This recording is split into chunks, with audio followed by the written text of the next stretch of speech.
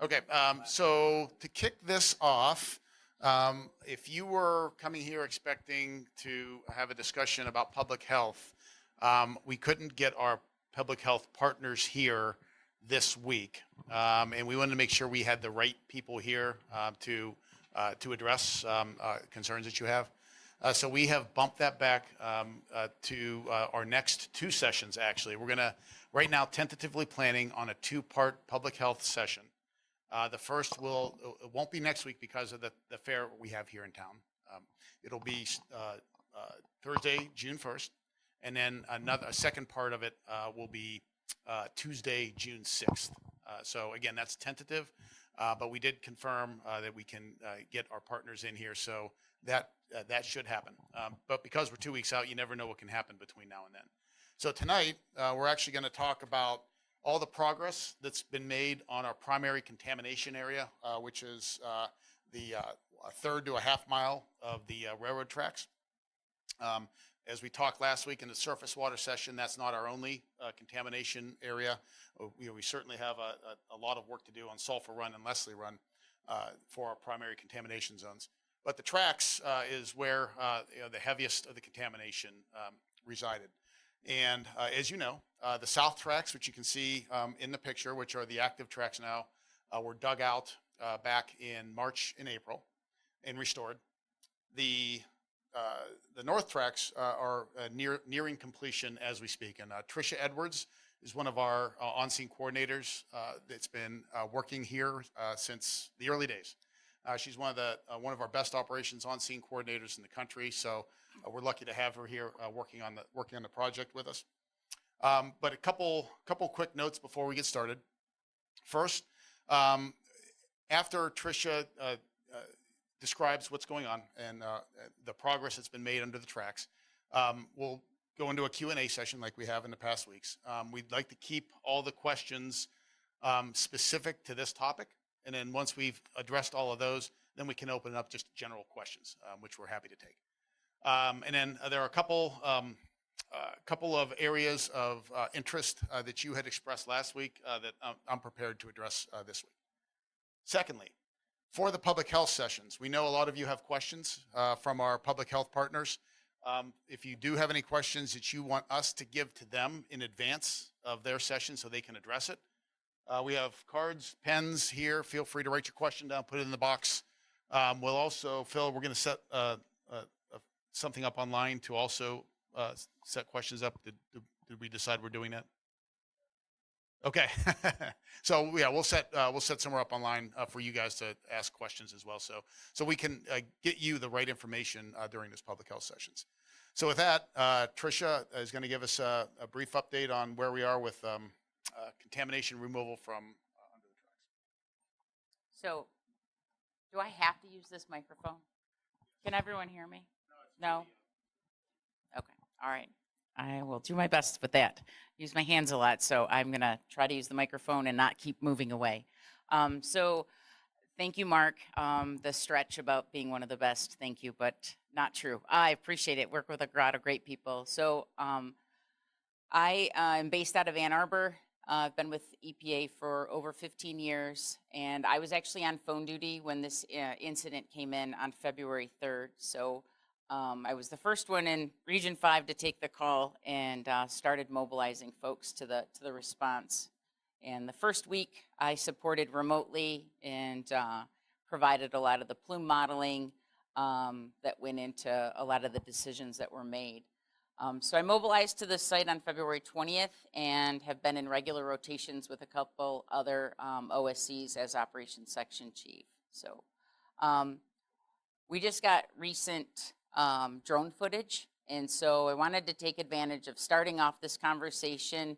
It was very timely that we got this footage to share with you to really kind of hopefully show the progression that has been made. And then I have a whole stack of photos in a PowerPoint that I put together for you to kind of go over the specifics. But I thought that this would be a good start to this. So to just put this all in perspective where we're at, this drone footage is going to start at Pleasant, right about Pleasant.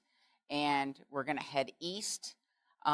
These will be the large 1 million gallon storage tanks that have been put in place. And you can see south or main line 1 has been put into place. And this is backfilling and getting ready to start reconstruction of main line 2. So I'm going to start this.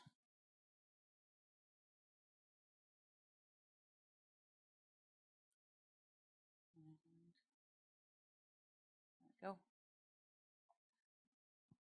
So as Mark said, right, that estimated it was 1,900 foot of linear foot of track that was removed and restored. The ballast, the base that you can see here, is approximately 4 feet. And so as we move into this, you'll see the area of excavation here. In this, actually, I have a pointer. I could use that. You'll see the different depths. And you'll see that in certain areas, the depths have been taken much deeper than in other locations. Those actually, part of those are the actual burn pits where the controlled burn took place. And I'm going to explain as we go through the presentation how this is determined and how we move through this area. Down at this furthest extent, you can see we have a crossover constructed, which allows truck traffic to move back and forth, both for taking waste off of the area and then for bringing in the backfill that's going to be put in place.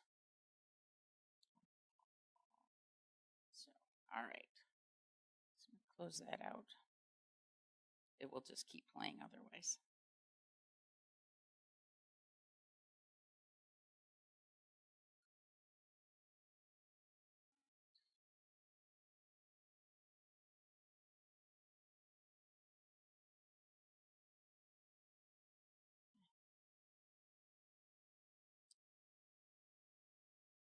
All right, it caught up to me. Okay, so maybe there we go. So this first slide I put in here because I have a bad habit of using acronyms, and I don't want to. You guys don't have to remember all of them, but if I say an acronym and it's not something you guys know, throw up your hand, call me out for it, and have me stop. And then give me an opportunity to explain it because, you know, we have a real bad habit of using lots of acronyms. But anyway, I am going to talk about all of these things throughout the presentation, but I just kind of highlighted a few as we go through it. So I will make sure I will do my best to not go through them too quickly. This looked better on my computer screen, so I apologize for that. So this is an overview of the site, and I actually have a couple of these throughout the presentation. Trying to find my pointer. Okay. So the video that we just showed was approximately starting at this location, and it flew east over the area of excavation. So really, I just kind of highlighted this to show you the different things that were specifically highlighted, right? So there were some beer cars here. We had the butyl acrylate and the vinyl chloride cars were up in the center section. And we're going to walk through all of this. But I just wanted to kind of put into perspective how vast the area is in which we're working. So throughout the process of going through and cleaning up and remediating a site, there are a lot of work plans that are developed. In this first section, specifically related to the track removal, we're working under what's called the mainline interim soil removal plan. And in this plan, Norfolk Southern presents their planned operations and how they intend on conducting the work and meeting the goals in which both OEPA, Ohio EPA, Ohio Environmental Protection Agency, and US EPA are the requirements that which they have to meet. So the plans are then reviewed by the agencies and have to be approved before work can be move forward.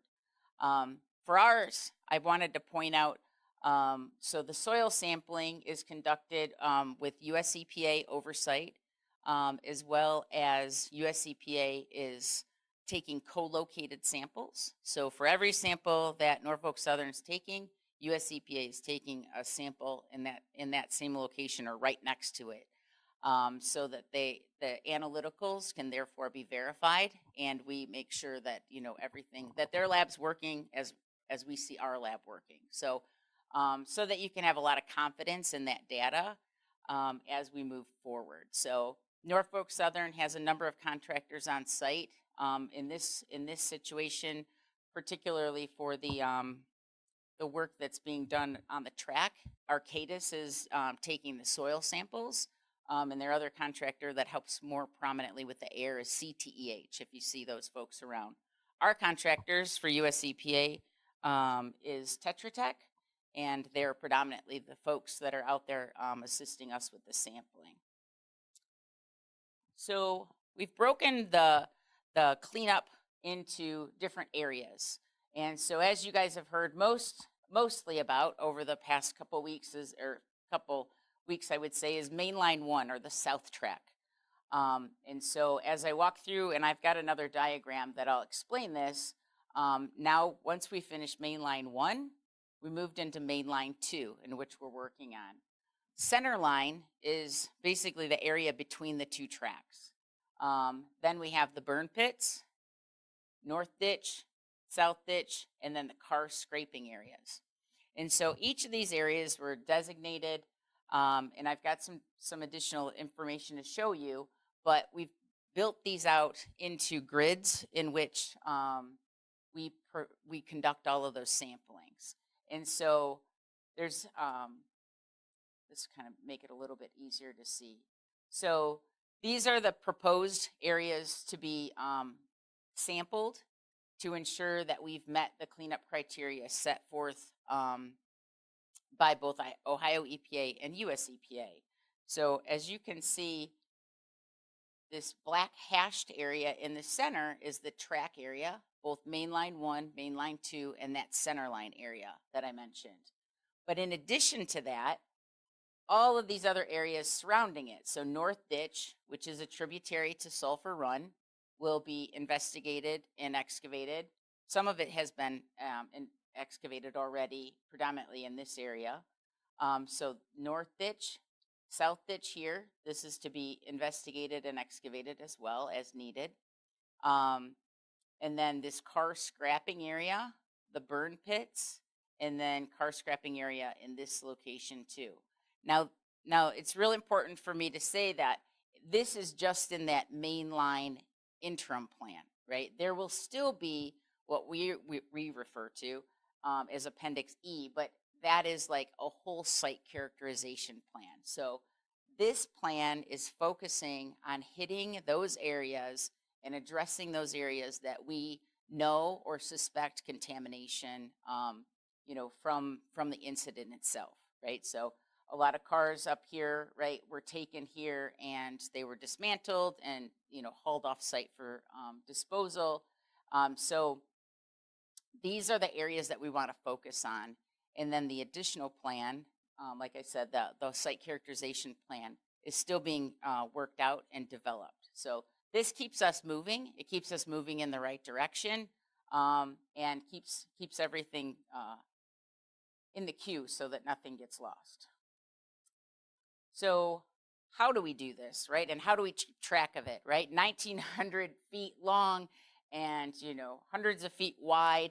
So as I said, I show on this map, this whole area essentially ends up getting put into grids.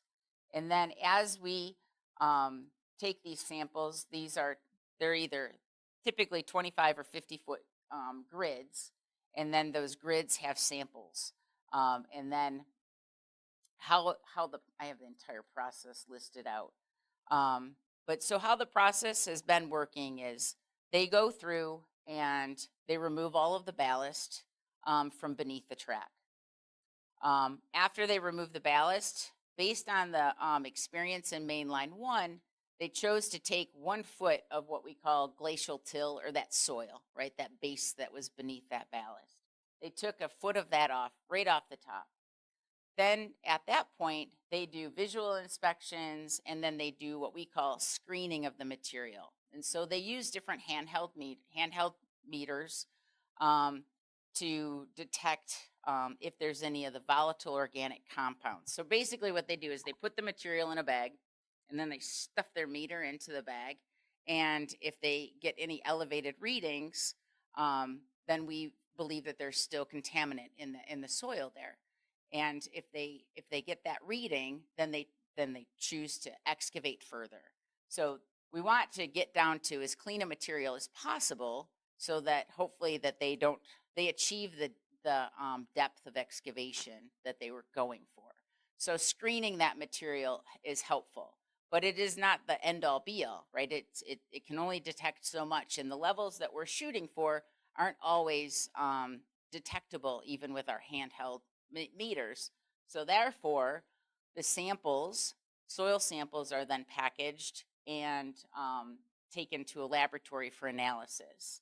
And so there's soil samples taken 0 to 2 inches, so basically that very top layer. Then there's a sample taken at 1 foot down, 12 to 14, and then 24 to 26 inches. You may see these numbers vary slightly because they may vary by the type of sampling that's conducted. And I'm going to talk about that in just 1 second. Then the analysis is conducted. And so analysis of the materials, as I said earlier, US EPA and our contractors take samples, and we send them to our mobile laboratory that is actually here. It's actually up in Columbiana at the Unified Command Post. And then the other samples are sent to an off-site laboratory by Norfolk Southern's contractors. And so both laboratories analyze this. They do what we do, a quick turn. So it's like a 24-hour turn. And then the next day, that analytical is provided to us, and we review all of that data. And Norfolk Southern reviews that data. Ohio EPA and US EPA all evaluate that data.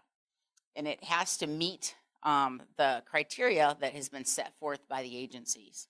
And so if there are any exceedances, it's declined, right? That material, that area has to be excavated further. If it meets the criteria and it's or under, which we always want it to be under the criteria set, then that area is sent to the incident commander for approval. So you have to have both agencies provide approval for that material and recommend it to the incident commander for approval. Once the incident commander is had an opportunity to review the data, and actually it kind of funnels through me, and then actually funnels through our environmental unit leader, which Shelker's over in the corner, and Ohio EPA. So we send it up to IC for review, and then he provides a letter to Norfolk Southern stating that it can be backfilled. Yes, sir.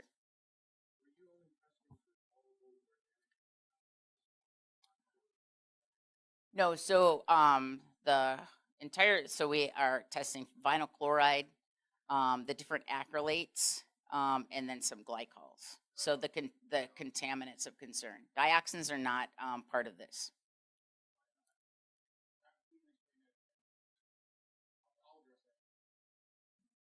Yes, ma'am. His name is Ralph Dolhoff for US EPA. And we do have other agencies have incident commanders as well, but he is the lead incident commander for US EPA. So based on this process, I wanted to share with you guys some photos of how the processes work.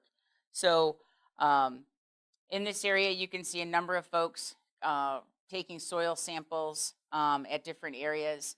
You can see here, they're screening the area, and then the samples get processed. He's also bagging it, screening it.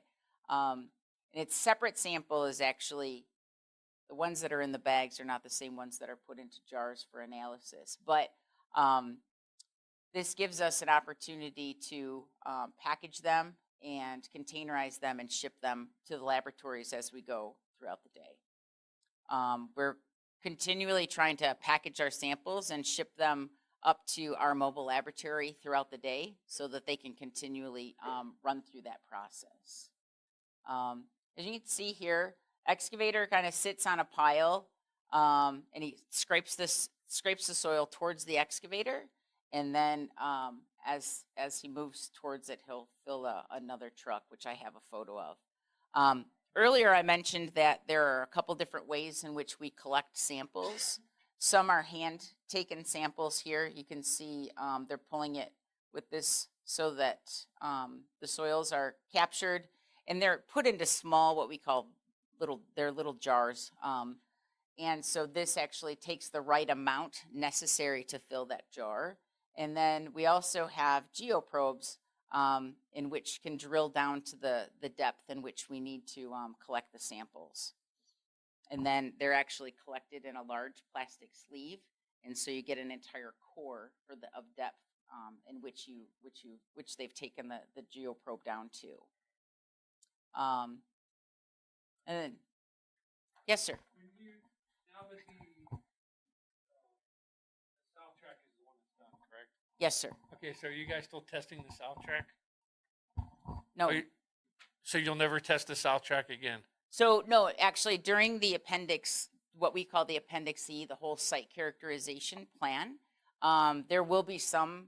I anticipate there will be some sampling that will occur in that area as well. Because in the picture before that one, you have all the contaminated dirt and the huge mountain piles on the north side of the north tracks.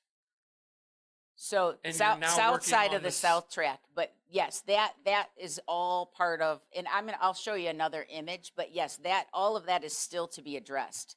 Right now, our focus is just the tracks, but then our focus will go much broader. Right. What I understand that, but if you have contaminated dirt on both sides of the tracks, every time it rains, that water is going right back into the ground again. So actually, we have constructed. They have Jersey barriers, and then they use it's a really heavy like a plastic material that's used as a liner, and so it's kind of like a secondary containment. And then we have the ability, so all of the water is actually captured and can be we have like sumps, and the water can drain into the sumps, and they can be captured, and then that water is actually put into the tanks for future disposal, and then there's no runoff from those piles, like as they get muddy or anything like that.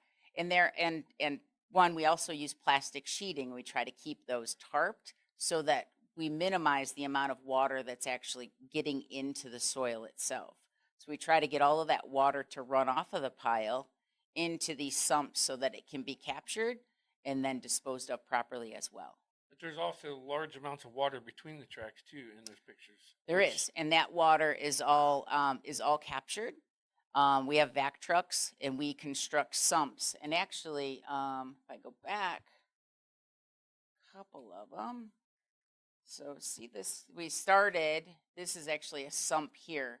And so this was on a very rainy day, but all of this water is then channeled. We try to channel this into this sump, and then this is a vac hose in which it's vacuumed up into a vacuum truck and then transported to a mobile tank and then Right. disposed of That's from the there. runoff water. Yeah, all of that runoff water. Yes, sir. The runoff water, not the water that seeps in there.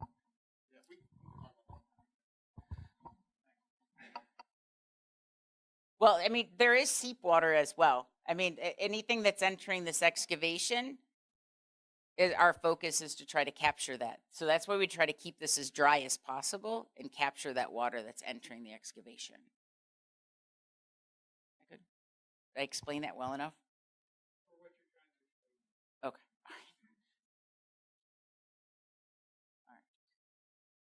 All right. Okay. So I know in some of the other sessions, we've talked about a lot of area raised or a lot of air monitoring equipment.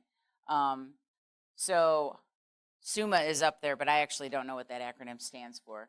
But it's basically a container in which we capture air over time, and then that air is those containers are sent off for analysis. But we utilize different types of equipment to monitor the air throughout the excavation for worker safety and to ensure that we don't have anything leaving and getting out into the community. So those are some of the efforts that are taken during the excavation, during loading, and during the sampling. In addition to that, the control measures that we take, as I started to say, was in those areas where all of the soil that is excavated is hauled into another area. And I have some images of that to share with you. And so those areas are specifically designated and they're sampled for disposal. And it'll be a little bit easier maybe if I show you the picture. But those soil piles, before they can be transported off-site for disposal, they have to be sampled. And then that analytical needs to be shared with the disposal facility. The disposal facility has to accept that waste before it can be transported. So there can be a lag time, you know, of a couple weeks even. So while we're in that process, once a pile has been sampled, no more waste is added to it. So the piles are designated into separate segregated areas. Those piles are then covered with plastic sheeting to try to one, control any emissions. We want to make sure that they don't get so dry that there's any dust from the piles or any concerns from that, and also to manage that water and ensure that that material doesn't get too wet, because we also can't ship material in trucks if it's too wet or if it's too muddy. So there's a lot of benefits to us covering and maintaining those. We also use a material that we call butyl buster. And this is a material that is sprayed over the excavation, sprayed over the piles, and it really does help to control the odors because that butyl can be pretty strong. So it can we can actually smell it much sooner than we can detect it with our material, with our equipment. We also use large fans along the excavation to help dissipate those odors if we have any issues. We do equipment washing. Any equipment that has entered the excavation has to be decontaminated or just rinsed down before it can leave the work site. And then we also have the bypass system. And I've got some images of that, but the wetland to the east of the tracks, that water is actually bypassed so that before I said that North Ditch was a tributary to Sulphur Run. So the water would have wanted to run along North Ditch. And so to limit and minimize the water in entering the area of excavation, we use this bypass system, and it's 3 24-inch HDPE pipes that are welded to go up and around and then discharge that clean water downstream. So I've got some images to share with you. For me, I find presentations with a bunch of words on them boring, so I try to show some photos for you guys. So in this image, the excavator is bringing that contaminated soil towards them, and then we've got trucks like this that haul the material. So I've got an image then of them actually loading that material into these haul trucks, and then the haul trucks are taken over to that area where the soil is staged for disposal, and it's put into different blocks. So like I said, we have this will be car scrapping area 4 that will eventually be sampled and excavated. But right now it's divided into different waste piles for disposal. So there's multiple waste piles for disposal that are set up right here in this area. So just an image, this would have been South Main Line 1. As you can see, a lot of water had to be maintained. Right, it was pretty wet conditions, so the water's captured and then transported into one of those mobile tanks for disposal. This image is kind of showing you another train going by. They're backfilling in this area, and the excavation was complete, and they're backfilling. This image shows, I wanted to show you those large fans. This one's not in operation at this time, but we have these set up if needed, if we have any issues with odors in the area of excavation. And then this is to show you, I actually took a screenshot. This is actually off of that video that I shared with you earlier. So you can see there's a sampling team here. You can see this excavation over in one of the areas. It's a pretty steep bank, with a pretty large cut put into that. So as I just recap, South Line, Main Line 1, reconstructed. Here they're backfilling, and then these were the excavation pits that were not yet, obviously, samples were sent out, and then they backfill along the way. So this area, this area up to the north is that car scrapping area 3. So once we finish with the tracks, this area is one of the areas that will be focused on next for sampling and that, and then probably a scrape of that area. South ditch here will be focused on. And then this area, once all of the waste is removed, this area will also be sampled. All of this will be sampled and addressed. And that's in this plan that we're currently working under. This image also shows the waste piles that are currently covered with plastic sheeting. And you can see this dozer is pushing it up. So there's a benefit. We always want to keep our piles on good angles like this to allow for the water to run off and not just like sit on the top. So we try to keep to maintain our piles as well. Yes, sir. Oh, so trying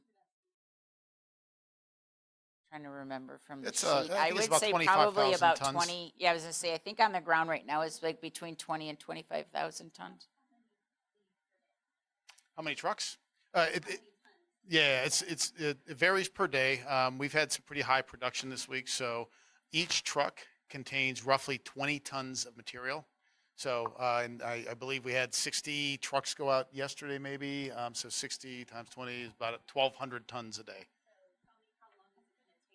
No. How long is it going to take to get that out of our house? Well, again, at 1,200 a day, I do the math, it'd probably be about another month.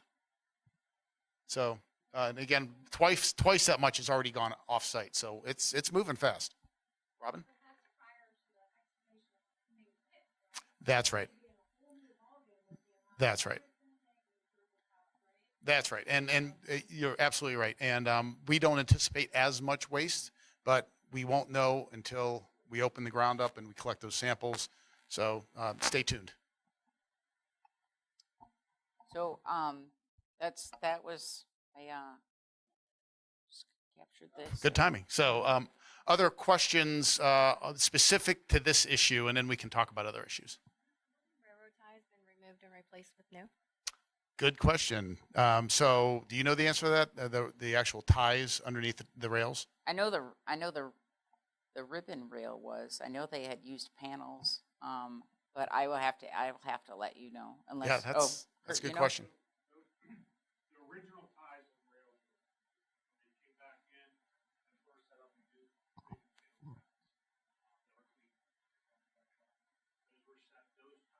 stay. The steel will be the old ones are gone. Thanks, Kurt. Most of them were ruined. So. Yep. Yes. Christina? The trucks that come off the site, before they leave the site, they get washed off. So Yes, where's that water going? So that water, just all of the water that's generated on site. So we have actual truck washes set up both by our mobile tank side as well as the waste, the solid side. And so those all, just like the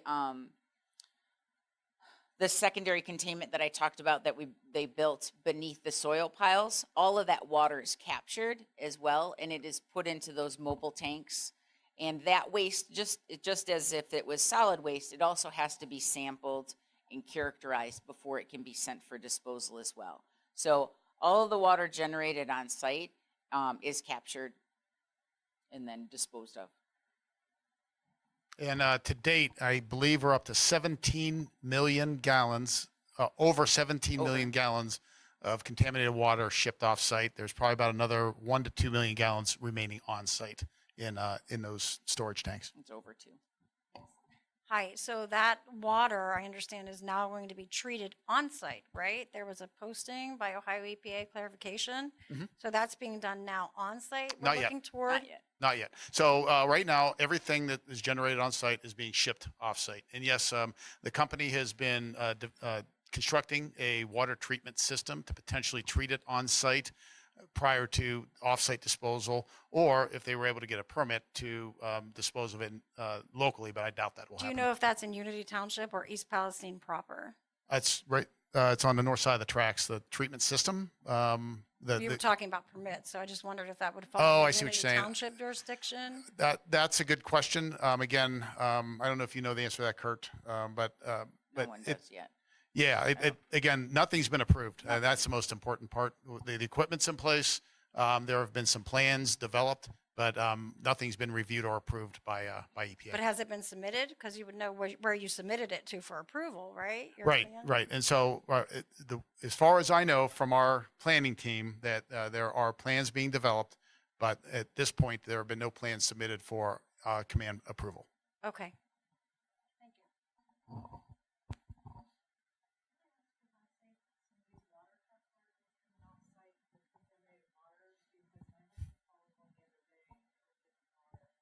So it was probably, yeah, and so it was probably, and I'm guessing here because I didn't see it. It was probably the wash water that was coming off site. And again, I'm only guessing. Those all the trucks and water trucks are inspected before they leave the site. And Kurt, grab the microphone. Those are potable water trucks being filled up down at the wastewater treatment plant, or they're clean water being used for dust suppression. You're talking about the dust suppression trucks. And That's those that's a splash all different the time. animal. That's an open top. Yeah, they have open tops and they splash Okay. a lot. Yeah. I didn't realize you were talking about the dust suppression trucks. And that gets to the dust question, right? Yeah. So that there was a question raised about dust, right? And so we recognize that the dust problems now that's getting drier out are increasing. And so we've asked the company to improve their dust management practices, which they've been actively working on. Trisha, you can probably talk about the details. They place the mat covers, the sewer mat covers over the sewers so that all that dust could be collected. And they're doing active washing, active pressure washing on some of the streets. Putting some compound down on the gravel lots. Just about all this dust are coming from the support areas where we park our vehicles, where we stage our clean equipment. So that's being actively addressed. And What else? they're paving a lot That's of right. areas. So, they brought in a lot of gravel, to stage things on, instead of just putting it on grass or on the dirt, right? It gets all rutted and, muddy and over through the weather. So they brought in a lot of gravel, but with that, a lot of that gravel has a lot of fines to it, right? That real powdery stuff.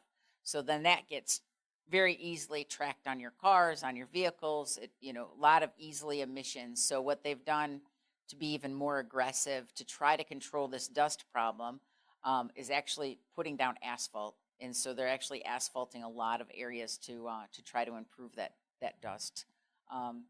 And so I know there's going to be some measures to evaluate Sulphur Run to ensure that there's not too much material going in the total suspended solids into Sulphur Run here in the next operational period as well.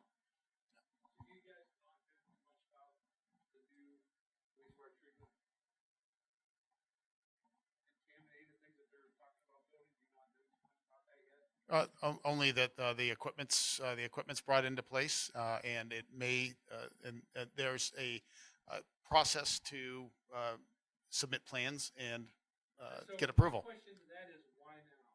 If you've already hauled over 100 million Sure. gallons of contaminated water, why now? Is this what you're planning on processing the creek water with when they dredge it? Well, we haven't made a decision to dredge the creek yet, so So yeah. if you don't have that much more water, you just said there wasn't that much left, then why build these? There's close to 2 million gallons of water left, and there's going to be more water generated. Well, hold on. Let me finish. There's close to 2 million gallons of water left. There's going to be more water generated when we start working on the north area, the south area, and to treat water on site and ship it off as non-hazardous costs a lot less than to ship it to a hazardous waste disposal facility. So it's an issue of cost. But I mean, it's minimal now. It may end up being an expense that they put forward that may not have as much benefit. That's right. Honestly, they mobilized this in. They mobilized the system in. I think before the plans were even submitted. Like they were mobilizing it in, trying to have the foresight to react. But in the end, it may not be as cost beneficial as. But we don't know yet. Set up anywhere around Ohio at anywhere else? Yeah, we do them on job sites all the time. Yes, sir. It's Yeah, typical. for Yep. for Yep. numerous different types of What odors chemicals. come off of those? I'm sorry. What odors do you get from those? There really shouldn't be any odors. Go past any, Oh no. Oh, but those are no. open. These So, are actually yeah. closed units. Yeah. And I personally can't speak to like what the treatment is. I have not seen those plans. You're thinking of sewage No, I know plants. it's sewer, I mean, Yeah. anytime you treat Yeah. anything, Yeah. No. Yeah. And these go basically the water is going through filtration beds and sedimentation beds. The contamination in this water right now is extremely low, and the only reason it's considered hazardous waste is because it touched material that was considered what we call listed hazardous waste. But we're not seeing sheen on top of the water anymore. And we know there's low-level chemicals in there, but it still has to be treated as hazardous waste. So the actual treatment of this water would be pretty easy. So, and no, there shouldn't be any odors coming off that. So, yeah, there was one in the back. I want to make sure we got her first. Treating the water once it's in there. What's the process of treating it? Yeah. Is there more chemicals added to it? Like what? There could be like a flocculation chemical added to it to drop out the solids, but we haven't seen the plans yet, so I don't know the answer to that. Thank you. Okay. Yes, get her a microphone, please. Sorry. My question was up by where State Line Bar is and everything else, we have the old State Line Lake. What's going to happen with the lake and the pond across the street? Are they been tested and are they part of are you going to be able to recirculate that and clean that water? Or Yep. I haven't heard anything said about that. And I mean, there used Kurt, to be a lot of baths and everything can in you address those. Kurt, can you address that? There have been samples taken on wetlands. Plus, is not considered a bypass. There are samples within sulfur run that are showing the contact. So sulfur run comes off a full lake and all that. That's been tested. The wetlands right there, state line has been tested. Yeah, and that's continually recharging. As part of what Trish brought up, that Appendix E, those wetlands are encompassed in that additional studies. But preliminary and as a response to the derailment, we did see the impact. Thanks, Kurt. And Kurt's with Ohio EPA, just so you know who you're talking to. So, yeah, please take the microphone. About the seepage into the tracks. Trish, if you actually back up a couple pictures, keep going. One with the guy with the green hat. One more. Yep, right there. That person over on the left, there's reports. We have people out there all the time providing oversight. And they'll report seeps or things like that coming in from the sidewalls. And then we go out and test them. And that I know personally because that's me doing that. There was samples coming in from the excavated area from ML1. We did pull samples, submitted them to the laboratory for analysis, and again, the non-detects. There was an area on Mainline 1, kind of, I think what you're pointing to, of leachate coming in from those other contaminated areas. As a precautionary measure, they basically built a French drain with riser pipes up to the surface, and that area is being pumped out with back trucks. That's kind of help address your question earlier, sir. Okay. Thanks, Kurt. Okay. If that plastic that you guys put under all those contamination piles works so well, then why wouldn't you have put the plastic after you dug out the tracks, put the same kind of system on top of the dirt and then build on top of that, and then work that whole area across there? So if there was anything left at all in there, it would have sealed it. So, if I'm understanding the question right, why wasn't there a plastic layer put down before the tracks were rebuilt? Then you'd have a lake underneath the tracks. That would be the only problem there. Well, if it works so well that you can suck it off of it, Mhm. why?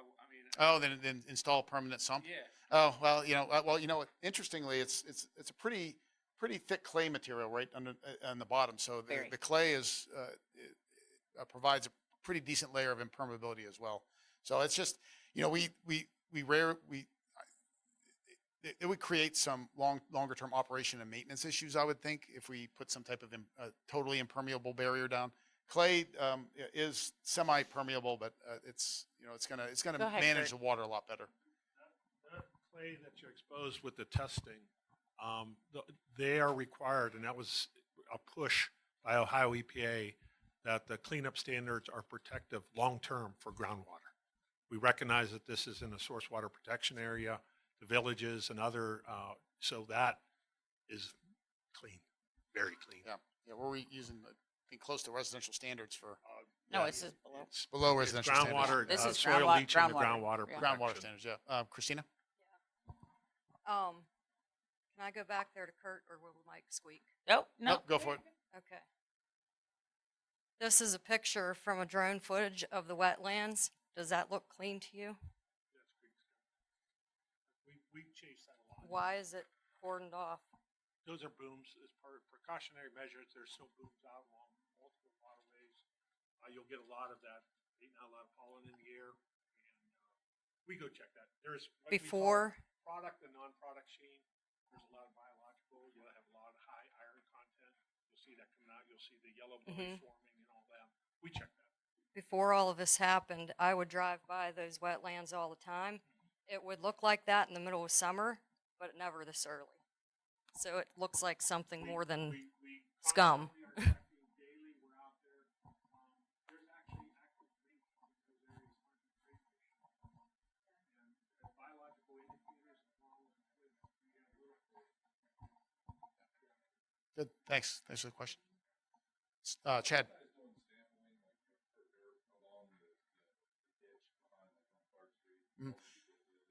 So yes, so there.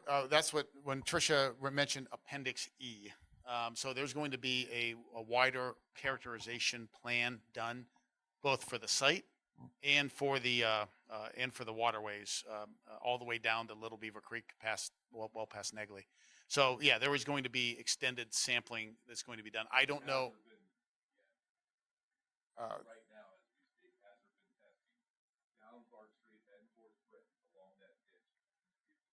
So along Clark Street would be I'm trying to visualize it. East towards the burn pit, the other direction. Yeah. Basically right behind the fire department. Oh, over there. I don't know the data over that area that well.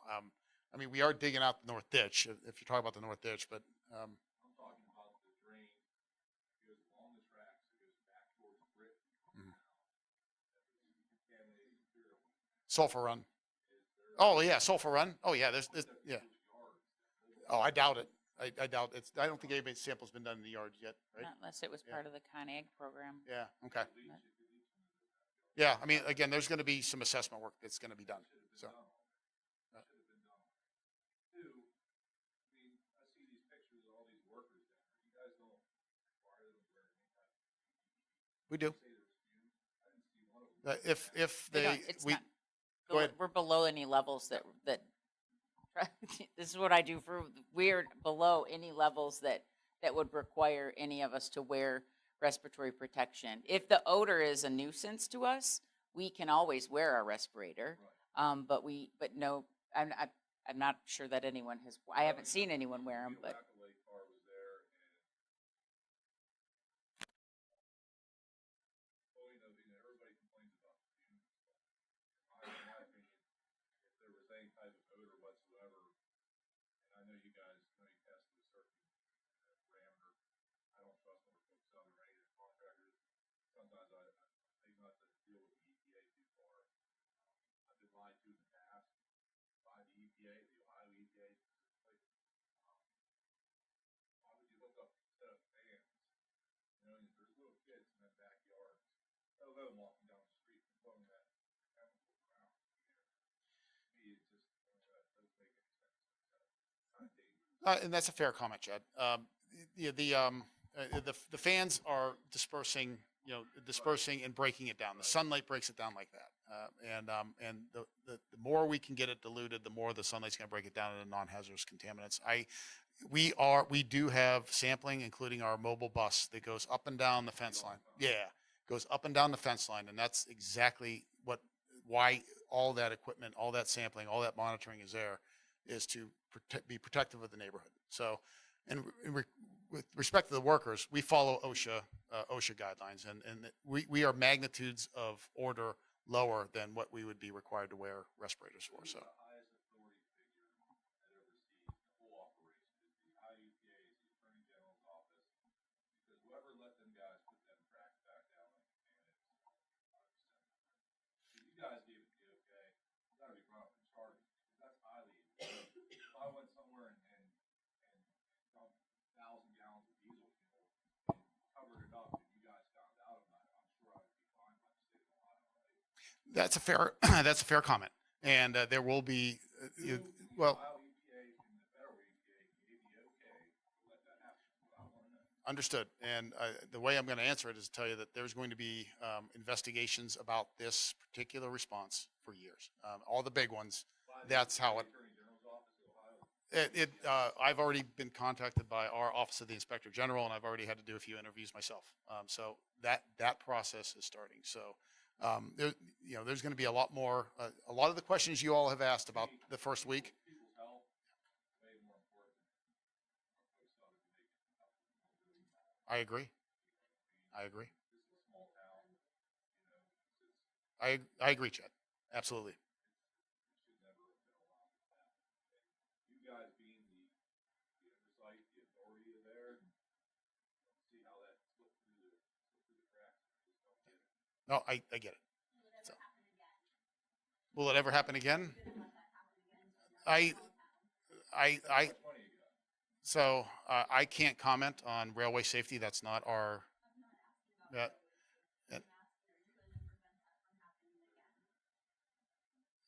From preventing Them laying railroad tracks on contaminated soil. Are you going to prevent that from happening again? that's a great question, and I couldn't tell you what agency policy will be moving forward. I couldn't tell you that. So there, no. Hold on, Robin. Hold on. There were no written, approved incident command plans written for the emergency phase of this response. Okay, this is important. Once we took over the response, we issued our order on February 21st. Then we get into all the requirements and components of our unilateral order, and everything has to be done through an approved work plan from that point forward. Okay.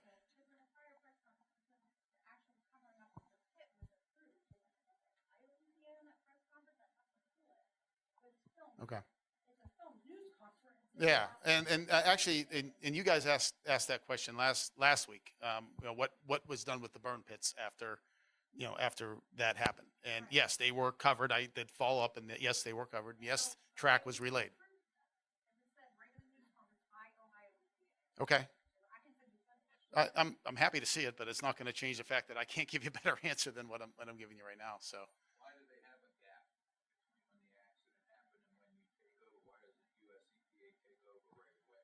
Every response is different. It allows you just to step in right from day one and tell them, no, you're not going to put those tracks back there? Every response is different. Okay. I've worked responses where I've been in 100% support mode of our state partners. And I've been on responses where I've been within this, our state partners and our agency agree that we want the US EPA to take over right away on the cleanup matters. So every response is What different. determines that, whether they take over right away or not? Professional judgment. So somebody made the professional judgment not to take over right away. If that's the way you want to characterize it, I Well, can't. it has to be characterized like that, I can't right? answer. I can't answer a question from a decision that was not made when I was there. So, Okay. But the next meeting is the, head of the highway day, maybe provide about regional. but the next informational session is on public health, and we're going to stick to that topic. will But they be in attendance? I don't know. I don't know. I don't know the answer to that. Mr. But hold on, Polito, hold on. He had a question. I have two questions. One, are you aware that this area is underlaid with coal mines? We've been told that, yes, several times. Would that not affect the hydrology of the system? That's a good question, but we're digging to clean. So, at the end of the day, if we're getting down to clean, that doesn't matter.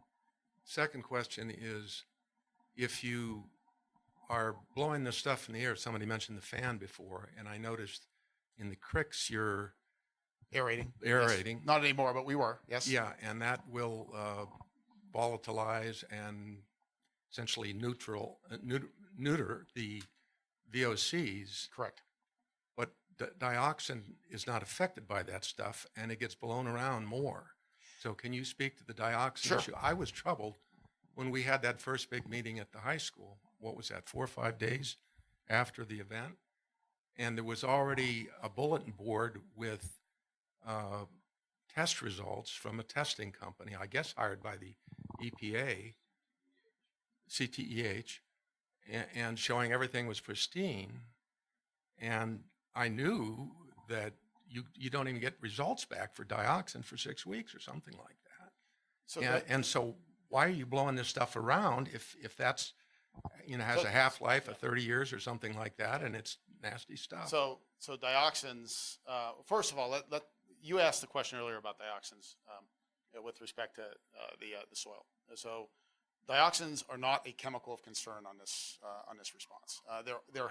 This was a fire. There have been dioxins generated in that fire. We know that, right? But the levels of dioxin in the waste, the level of dioxin contamination that we're seeing in soil downwind, it does not show any remarkable impacts in the environment. Okay. Well, hold on. Let me finish. And so he asked the question, why aren't you sampling for it in the bottom soils? That we are sampling for the primary contaminants that we would expect to have leached into the soil. Dioxins are more of a particulate chemical than a chemical that would leach readily. So the drivers here are the volatile organics, all the chemicals that Trisha mentioned, the acrylates, the phenols. It does, but not at the same rate. We're going to see the vinyl chloride and the other volatiles at greater depths than we would see dioxin contamination. And again, from a waste profiling standpoint, it's not at levels that, again, we see as a priority But you didn't chemical. know that at the time. You No. wouldn't know that. We did. for several- We did. We looked at indicator chemicals from the burn. We did not see the primary indicator chemicals which we would see before. Let me finish. Before dioxin issues as a secondary combustion chemical would be formed. So again, the reason that we did this large area dioxin soil sampling program was mainly because you, the community, asked for it. That's why we did it. And we may do some more. We finished our phase 1 sampling program, as we talked about a month ago. We're crunching data right now. We may do more sampling but that was a program largely driven by the community, by our elected leaders. If you Google vinyl chloride and you oxidize or burn it, you get dioxin. You just do. And we you, did, you, but you not had in it- great quantities. You didn't know that for 2 months or 6 weeks after your. We did know that because we looked at the chemistry and the chemistry didn't suggest we had a large biotoxin problem. And that's our position on it, and that's not going to change. Now, we will collect samples in the environment because you asked for it, and that's why we did it. But again, the science is solid on this, and we're going to hold firm on that.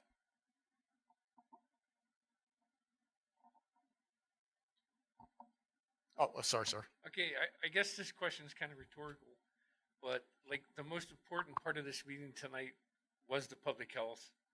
I feel, and I'm sure other people do, leading up to the fair coming in. I'm probably not the only one that feels like that was pushed aside because the fair is coming in. No. You can say that. I'm sure I'm not the only one that doesn't believe it. Understood. But is the work going to stop the week of the fair? Will it stop, or will you guys continue working? I'm just curious. Yeah, the work will continue. Now, again, the primary contamination areas are, have been, are not going to be open, but there will be waste shipment going on.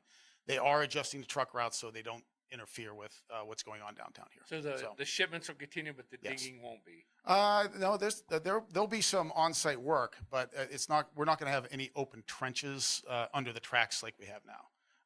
Unless I'm missing something, Trisha, and please tell me if I'm speaking incorrectly. Just we're doing those center line samples, so if we find anything that needs to be addressed, So it'll be just small that could pitting. be. But yeah, we would Yeah. anticipate it would be. So it'll So be why limited. We why wouldn't- do you slow down? Why just because there's a fair going on? If everything's okay and there's nothing being stirred up and you're below levels, why stop? Why not continue what you're doing? Clean the burn pit. But we while, are. while people's here in town. If it's like Oh, the burn pit's already dug out.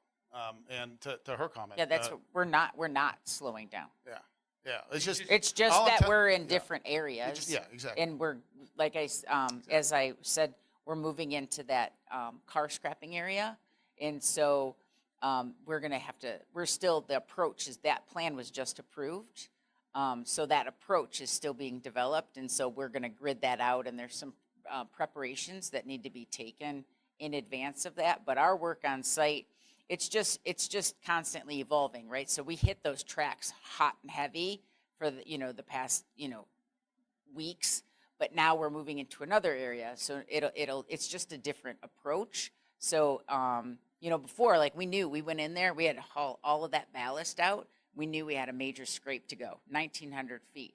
Now we're determining what our approach is for that. So it's just a different scope, but we don't intend on stopping.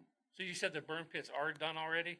'Cause earlier, They're you pretty said darn close. 'cause They're not earlier you said entirely. You were going to finish the track and then go on to the burn pit. So which So- is it? So it's going to. So we did part of it, but it'll extend a little bit further into that car scrapping area.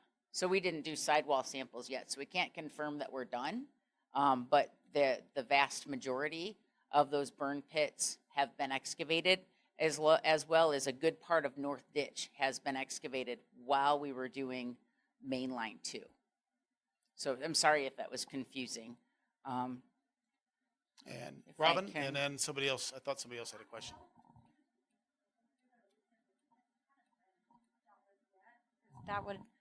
That would affect the tonnage of soil to be taken out. So I'm still not understanding how that hasn't been opened up yet. So we can't calculate the soil, but it has been opened. And I'm not trying to be difficult. I'm just really confused. Okay. Well, Even on her list that she has listed, the burn pit was under getting the track done. we apologize for the confusion. But the Yeah, the, so- See, Trisha they're explained right it perfectly. along. They're right along here. Yeah. Right. So some of this has been both of these. Right. The intent is that these are gridded out, and so some of those, and I think probably the good majority of those burn pits have been excavated. But as we move, because it goes into this whole car scrapping area, additional grids and additional samples will be taken to ensure that we've gotten all the way. So our focus was hitting, going down this center, and then as we move, this car scrapping area wasn't approved until just yesterday. So we couldn't go too far into that excavation. So we went as far as we could in this area. And then that's why I said the next focus is going to be into that area. Burn pit 1 and 2 partially dug out. it just sitting there, or was it hauled out? So immediately? it's mostly dug out, and again, as Tricia said, the sidewall samples will tell us if we need to go further. But it is Right. in the waste piles now. No, it's in the waste piles. It's covered. It's covered with vapor suppressive foam. It's covered with plastic. It's still on site. Why do you keep digging more out when it's just sitting there? It's still just sitting there. I don't understand. No, it's as we talked about earlier. We're shipping out 1,000 to 1,500 tons a day. So I think and hopefully I can explain this. So we are excavating it, and I appreciate your concern. I think I'm understanding. So, but otherwise, it is still sitting there, but it is now in a controlled environment that we have lined, and that we cover, and if there's any rain or anything that could percolate through there, it is captured, and then that water is managed. If we were to leave it here and it rains and that water percolates through that material, it has the potential for that water to be contaminated, and it's not necessarily, we don't have the ability to control it the same way. So that's why there's groundwater monitoring systems that are set up around the site, but that's why we are aggressively trying to remove that material and stage it in an area that we can manage. And the other thing to add to that is, if you're asking if why aren't we live loading and just shipping it off site, right? We would love to.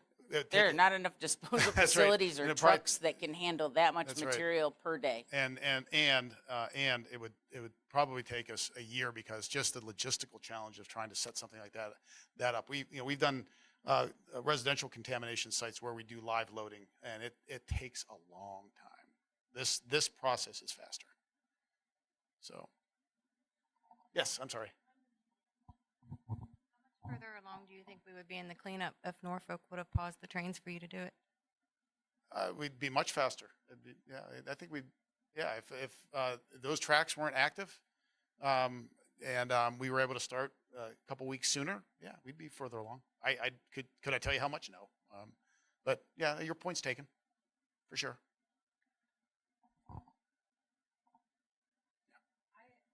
I had heard or read somewhere that they're saying by June 1st it's going to be over, but by the sounds of it, it's going to No. be So August, September, Yeah. maybe even No, further, it won't be that long either. So somewhere in between. somewhere in Yeah, between. But so there's the no June- way that this is going to be The Not track might complete be by running. June 1st. So that what you actually probably heard, and again I'm guessing, was that the track would be reestablished by June 1st. Probably. Yeah. That's probably what I heard. Yeah. Yeah. So, but as You hear so much and so much is going, it just gets overwhelming some days. It's just like, trust me, I know. I'm glad you don't know my first name because it's making me a little uncomfortable that you know so many by their first name. I rather stay anonymous. Yeah. All right. So Just kind of. So my anonymous friend,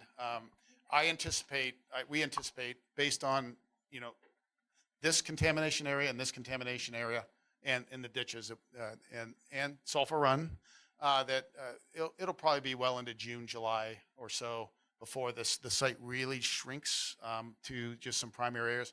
Then again, we're going to do an expanded site assessment, our full characterization plan or Appendix E, to evaluate where contamination might also be. So, yeah, where this garden is. Yeah, you were telling me about it earlier. Yeah. So, yeah. Sir. When you said Norfolk sends their soil samples out to one lab and you guys have your contractor send it out to the other and then they come back, Yes, have there been differences in the variations between their lab and yours where they weren't approved to take that soil out yet? No, they went no. I mean, deeper? there may have been a few here and there, but this is at these levels. These detection levels are so low. I mean, it didn't raise any red flags that their labs were different. You'll get a little, and they're co-located, right? So the material could. I mean, in some areas, you're pulling samples that you just might not have got the molecules of that chemical at that same. But it's been very minuscule, and even if one lab, if our lab showed nothing and their lab showed something, we always err on the lab on the worst case scenario. But it's been. I mean, there's been a couple, but it's been very minuscule. And so no red flags regarding like the laboratory validity or anything.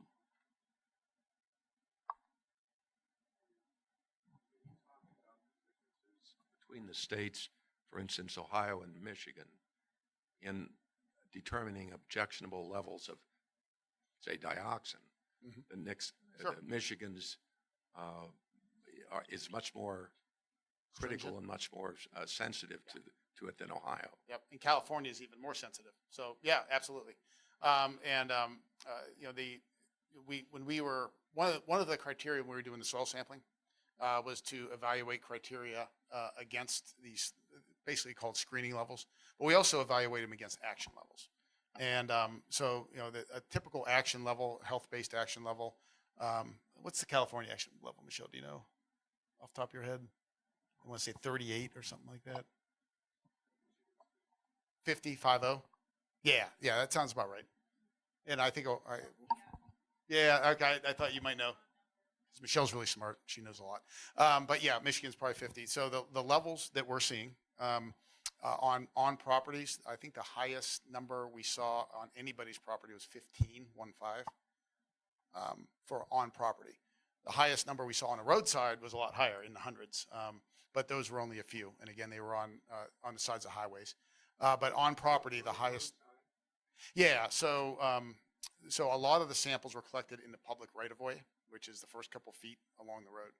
And no. Highways. Yeah. Mm-hmm. Which is a residential screening standard, correct? Or residential action level, correct? It's okay in Ohio, but it would be a big problem in Michigan. So it was actually in Pennsylvania, no. Again, this was not a risk-based assessment. We were doing a broad sampling map to evaluate whether or not we have a issue, increased burden of contamination from the controlled burn. That was the objective. And we saw some really interesting trends with the data. Now, we're not done evaluating the data yet. Those areas that you're referring to, where we have those couple outliers on the sides of roads, there are a couple of elevated levels in Ohio as well, but that one you mentioned happened to be in Pennsylvania. Those we're going to evaluate all the data and evaluate whether or not we should go further. And as I said earlier, we may do a phase 2 sampling event, and that may be part of the assessment. But if that number would have been on property, we'd probably take action already if it was in somebody's backyard, for example. So, or do expanded assessment. What's that? I think it was that particular one. I think was along. Is it 14? Is that the road between now and Darlington? Yeah, it was along 14. Yeah, and there was.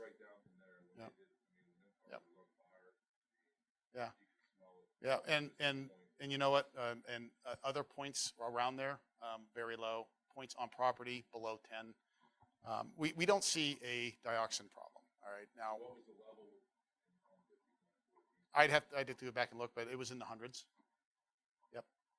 Yep, absolutely. 1 point in space on a roadside, absolutely. Yeah. Yep. Last week you talked about when you get the tracks done, then you're going to have to go around and like test the buildings, like the outside, and worst case scenario, if they're contaminated underneath, you'd have to tear them down. What sections are those? Well, I didn't say we'd have to tear them down. I said that could be an option. No, you said, worst case scenario. Yeah. But All right, like so there's CSI, there's lakes, there's, there's yeah. so many buildings around there. Okay, so I think we're at time, so we'll take this question and then we're going to be done. And then we can hang around for a bit if you guys want to talk some more individually. Where's ChemFab? Yeah. This is the building I'd be concerned about, right here, because this area here, we believe we're going to find we could find some significant contamination here. And like And that CSI abuts- across the street. Across the street, again, that's what this expanded assessment across will the tell us. tracks, yeah. Yeah, that's what this expanded assessment will tell us if we do have More the south side of the tracks. if we have problems. That's what the assessment's for, right? Okay. Determine if we have other issues around it. But as Tricia said, these two areas here, we know we're going to have to remove some more Okay, contamination. so we you'll know. just go around, dig around the buildings if need be. If need be, yep. And then I hope that there's nothing under this building, but you know what? Yeah, that's my reaction right there. Yeah. Okay, So, okay. yeah. So, okay. All right. So again, we don't have one of these next Thursday due to the street fair. If any questions that you might want to give in advance for our public health partners, feel free to write them down, put them in the box. We'll provide those to our public health partners. Again, when they're here, it will be CDC, ATSDR, all the folks that you asked for, our state and local partners. So that's coming. And we'll also have the National Institutes of Health here to talk about a program that they're initiating for some long-term health research, which I know many of you are interested in. So stay tuned for that. Phil, am I missing anything? You can submit questions online on our website. There's resources for residents, and we have our field there, and then that goes to inbox that we get. So if you want to also submit questions for ATSDR or CDC that way, you can do that. And it's on the first page of the website. I know the website's pretty overwhelming. So. All right, folks. Thanks for joining us. Tricia, thank you. That was hugely informative. Much appreciated because she's working her tail off down there. So, yeah, thanks, everyone.